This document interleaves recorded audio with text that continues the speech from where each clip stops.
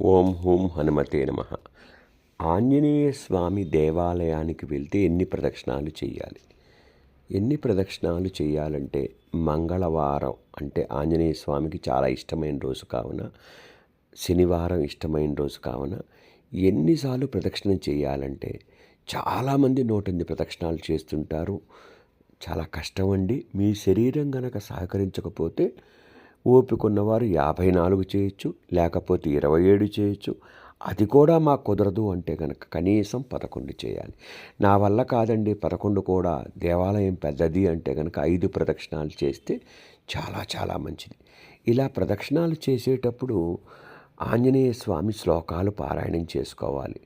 ఆంజనేయ నామస్తోత్రం పారాయణం చేసుకుంటే చాలా చాలా మంచిది. లేకపోతే నామంగానే చదువుకోండి. నోటికి వస్తే హనుమాన్ చాలీస చదువుకొని పారాయణం చేయండి. ఇబ్బందులు తొలగిపోతాయి. తద్వారా ఆంజనేయ స్వామి అనుగ్రహం ఖచ్చితంగా కలుగుతుంది.